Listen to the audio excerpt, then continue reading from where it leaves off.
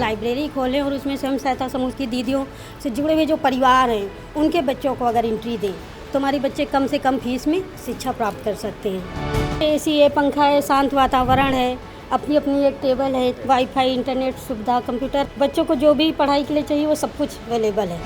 यहाँ पे थोड़ा इन्वायरमेंट मिलता है, शांति रहती है, सभी पढ़ते रहते हैं तो कहीं ना कहीं ये लगता है ना कि सभी पढ़ रहे हैं तो हम भी पढ़ें। हमने 80 सीटों का बना लाइब्रेरी हमारी शुरू हुई है। बच्चे जना 80 से ज़्यादा ही चल रहा है। जब आज से लगभग 5 साल पहले लाइब्रेरी नहीं थी तो बच्चे यहाँ से कानपुर दौड़ता था। अब यहाँ पे कोई विशेष फीस नहीं है, आराम से सभी बच्चे पढ़ते हैं।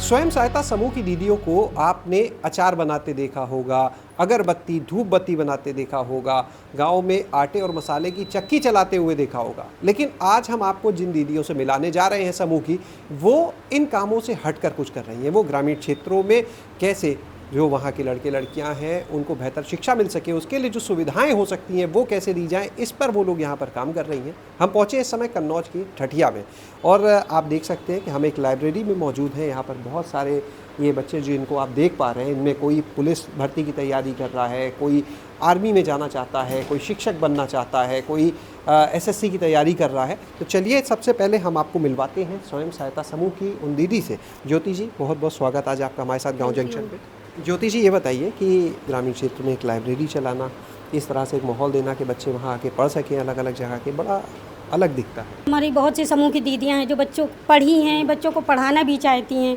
लेकिन वो भी अपने बच्चों को कभी माहौल नहीं दे पाती हैं, कभी वैसी सुविधाएं नहीं दे पाती हैं। तो इसलिए मेरे दिमाग में आया कि अगर हम लाइब्रेरी खोलें और उसमें स्वयं सहायता समूह से की दीदियों से जुड़े हुए जो परिवार हैं उनके बच्चों को अगर एंट्री दें तो हमारे बच्चे कम से कम फीस में यहाँ अच्छी शिक्षा प्राप्त कर सकते हैं। तो आपने बोला कि जो स्वयं सहायता समूह की दीदियों के बच्चे हैं, तो क्या सिर्फ वही बच्चे यहाँ पर आते हैं कि कोई भी आ सकता है? जी, आने को तो कोई भी आ सकता है, लेकिन हमने पहले स्वयं सहायता समूह से जुड़े हुए परिवारों को ही वरीयता दी है। लगभग कितने बच्चे यहाँ पर आते हैं?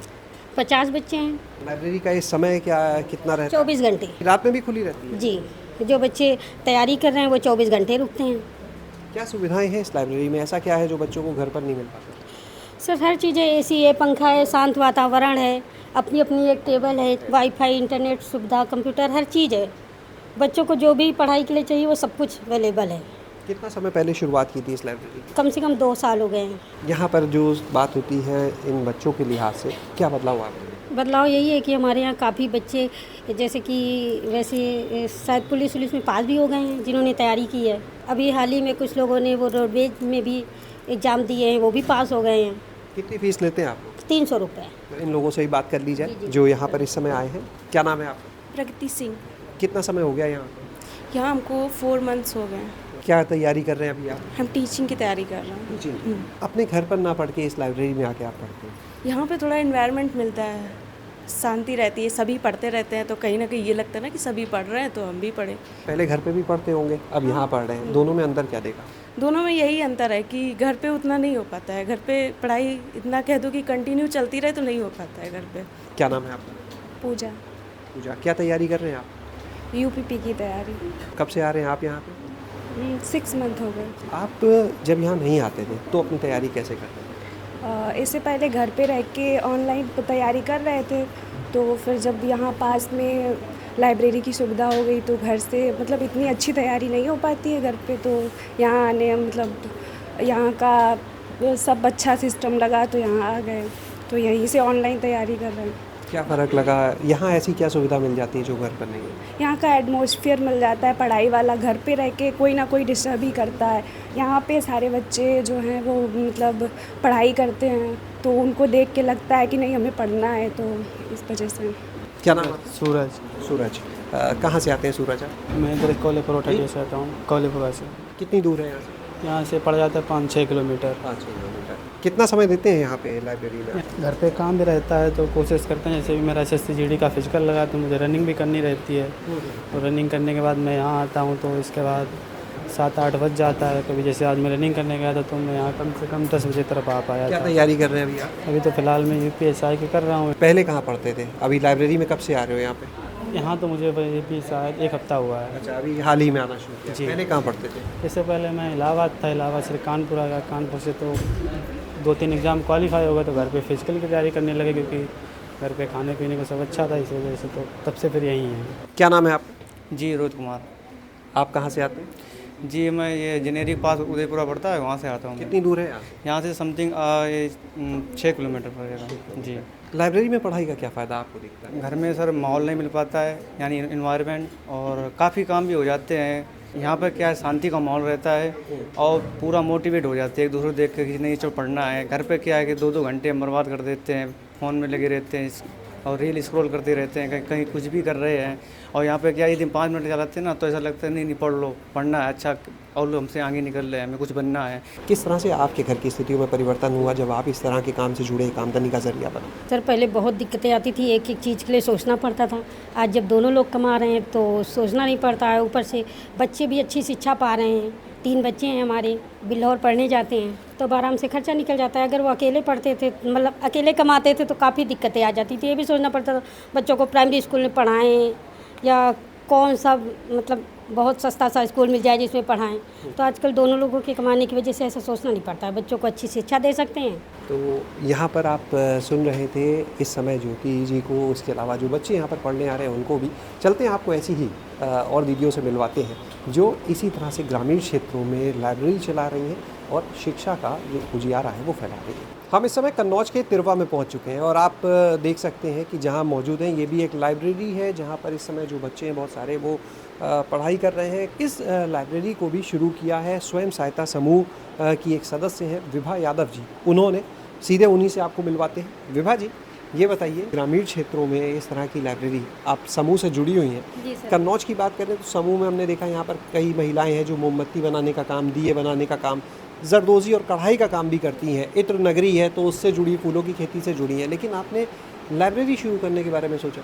सर इसका ये रीज़न ये है कि हम प्राइवेट विद्यालय में पढ़ाते हैं, इंटर कॉलेज में। अच्छा, टीचर भी हैं? टीचर हैं जी सर। इसीलिए मैंने एजुकेशन की सोचा कि बच्चों को भी कुछ सुविधाएँ दी जाएँ और ऐसा कुछ प्लेटफार्म खोला जाए जिससे ग्रामीण क्षेत्र के बच्चों को पढ़ाई करने में आसानी हो और सारी सुविधाएँ दी जाए। इसलिए मेरे दिमाग में लाइब्रेरी का ही ख्याल आया। ग्रामीण क्षेत्रों में किस तरह की चुनौतियाँ आपको दिखती हैं स्टूडेंट्स के लिए जो प्रतियोगी परीक्षाओं की तैयारी कर रहे हैं, जिसको ध्यान में रख के सोचा कि किया? ग्रामीण क्षेत्रों में असुविधाएँ तो बहुत होती हैं, उनको पढ़ने के लिए सुविधाएं नहीं मिलती हैं। जैसे घरों में वाईफाई नहीं है और पढ़ने के लिए एकांत समय नहीं मिलता है, शोर माहौल। इसीलिए बच्चे लाइब्रेरी में ज़्यादा अपना सुरक्षित पढ़ लेते हैं, शांत माहौल वातावरण के हिसाब से अपनी तैयारी भी कर लेते हैं। इसलिए यहाँ पर कितने अभी आप लोग के यहाँ बच्चे इस समय आ रहे हैं? हमने 80 सीटों का बना लाइब्रेरी हमारी शुरू हुई है। कम से कम फुल ओवर भी हो गई है, बच्चे इतना 80 से ज़्यादा ही चल रहे हैं। समय क्या रहता है लाइब्रेरी का? समय सुबह 6 बजे से रहता है, सुबह 6 से शाम 6 बजे तक। रात में बंद रहती है? नहीं, रात में भी चलती है, रात से भी शाम को 6 बजे से सुबह 6 बजे चलती है। अच्छा, मतलब अलग अलग शिफ्ट है? शिफ्टों में बच्चे जैसे। यहाँ पर जो लोग इस समय आए हुए हैं, तैयारी कर रहे हैं, उनसे भी मिलते हैं, उनसे बातचीत करते हैं, जानते हैं उनसे भी। ये बताएं कंचन जी कि आप किस चीज़ की तैयारी कर रहे हैं? जी मैं टीचिंग लाइन की तैयारी कर रही हूँ। लाइब्रेरी में आके क्या फ़र्क दिखता है? घर पे भी पढ़ाई कर रहे थे, यहाँ भी ये क्या फ़र्क है? घर पे और यहाँ पे ये पढ़ाई कि यहाँ पे हम लोग शांति से वातावरण में पढ़ाई कर सकते हैं। घर पे डिस्टरबेंस होता रहता है, कभी कोई आ रहा है, कोई जा रहा है, या ये काम करना है वगैरह, कुछ ना कुछ डिस्टरबेंस होता है। यहाँ पे ऐसा कुछ भी नहीं, और वाईफाई वगैरह भी मिल जाता है, ऑनलाइन क्लास लेते हैं तो उसके लिए बेटर होता है यहाँ पे पढ़ाई करना। इस तरह की सुविधाएं ग्रामीण क्षेत्रों में कितनी ज़रूरी आपको लगती हैं, खासतौर से लड़कियों के लिए? ग्रामीण क्षेत्रों में भी बहुत ज़्यादा ज़रूरी है इस तरह की सुविधा, क्योंकि कुछ लड़कियाँ मतलब नहीं जा पाती हैं, बाहर नहीं आ पाती हैं पढ़ने के लिए। घर पे भी उनके ज़्यादा इतनी सारी सोर्स वगैरह नहीं होते हैं, तो उनके लिए ज़रूरी है ये सब होना। जब आज से लगभग 5 साल पहले या 3 साल पहले लाइब्रेरी नहीं थी तो बच्चे यहाँ से कानपुर दौड़ता था। हमारे यहाँ से कानपुर पास है, ये कस्बा है, यहाँ तहसील क्षेत्र है, तो यहाँ से कानपुर दौड़ता था। अब यहाँ पे कोई विशेष फीस नहीं है, आराम से सभी बच्चे पढ़ते हैं और सभी को एनवायरनमेंट भी अच्छा मिलता है। बस यही है। तो आप यहाँ पर देख रहे हैं कि कितने सारे लोग जो हैं इस लाइब्रेरी में, और सबने अपने अपने फ़ायदे भी बताए कि क्यों आखिर वो इन लाइब्रेरीज़ में पढ़ने के लिए पहुँच रहे हैं। बहुत से लोग हैं जो पहले कन्नौज से, क्योंकि कानपुर पास पड़ता है, तो कई लोग थे जो कानपुर जाते थे या अन्य जगह पे, लेकिन अब वो लोग यहीं पर रहते हैं क्योंकि अपने पास में ऐसी सुविधाएं मिल रही हैं जहाँ पे वो एकांत में आकर अपनी तैयारी अच्छे से कर सकते हैं।